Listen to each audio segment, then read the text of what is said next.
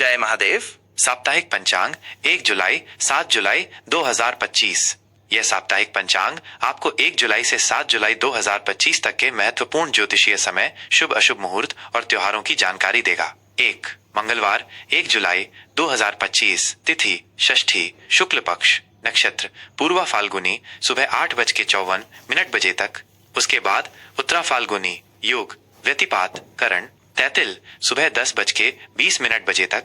उसके बाद गर सूर्योदय सुबह 5:43 बजे, सूर्यास्त शाम 7:22 बजे, राहु काल दोपहर 3:40 बजे से शाम 5:28 बजे तक, यमगंड सुबह 9 बजे से सुबह 10:48 बजे तक, गुलिक काल दोपहर 12:35 बजे से दोपहर 2:23 बजे तक, अभिजीत मुहूर्त सुबह 11:58 बजे से दोपहर 12:51 बजे तक, दिशा शूल उत्तर दिशा, यात्रा से बचें या दही खाकर निकलें, विशेष कोई प्रमुख व्रत या त्योहार नहीं।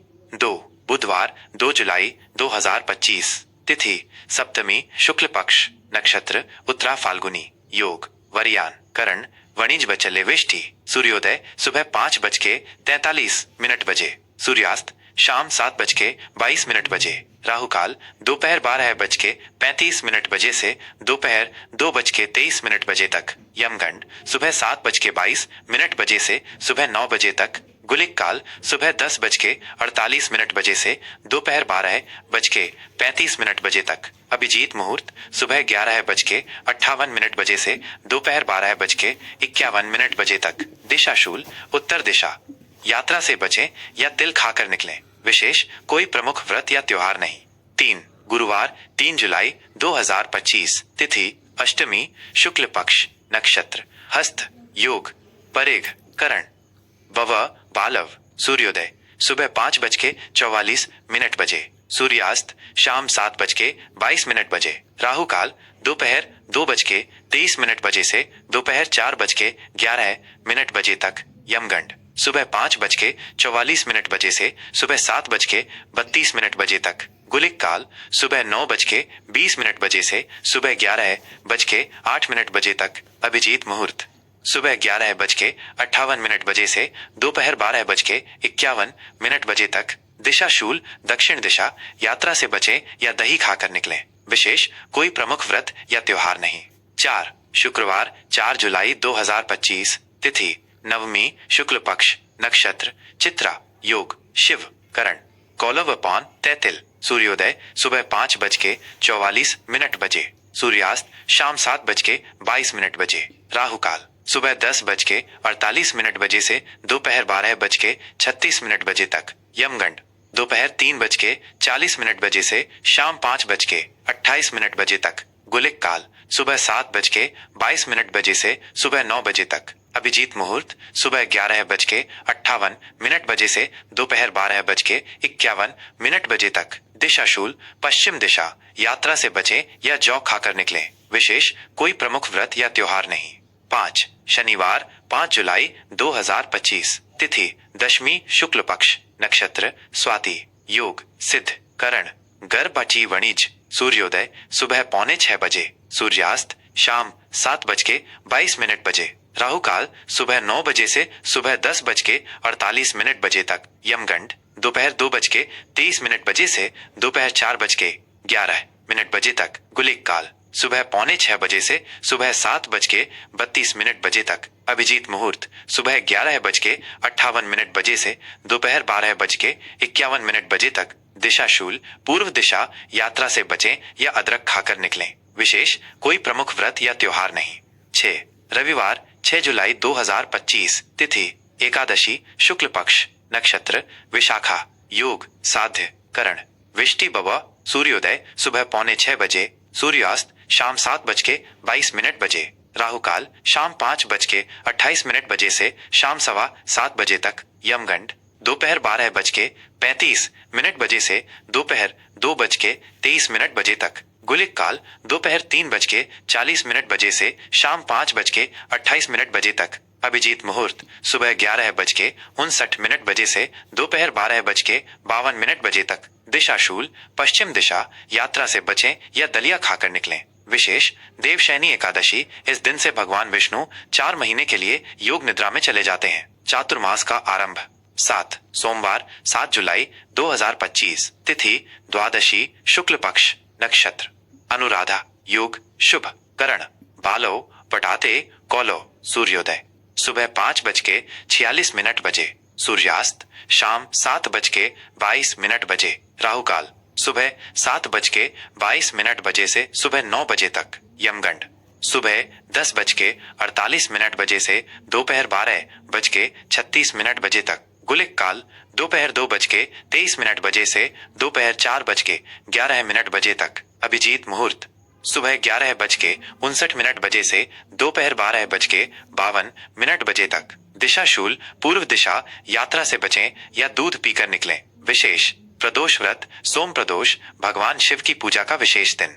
सामान्य सलाह, राहु काल, यमगंड और दिशा शूल के समय शुभ कार्य करने से बचें। अभिजीत मुहूर्त अधिकांश शुभ कार्यों के लिए उपयुक्त होता है। जय महादेव। मकर राशि का साप्ताहिक राशिफल 1 जुलाई 7 जुलाई 2025। मकर राशि के जातकों के लिए यह सप्ताह अनुशासन, कड़ी मेहनत और दीर्घकालिक लक्ष्यों पर ध्यान केंद्रित करने वाला रहेगा। शनि आपका स्वामी आपको धैर्य, व्यावहारिकता और दृढ़ता प्रदान करेगा, जिससे आप अपनी महत्वाकांक्षाओं की ओर मजबूती से बढ़ेंगे। यह समय अपनी योजनाओं को क्रियान्वित करने और जिम्मेदारियों को सफलतापूर्वक पूरा करने के लिए अनुकूल है।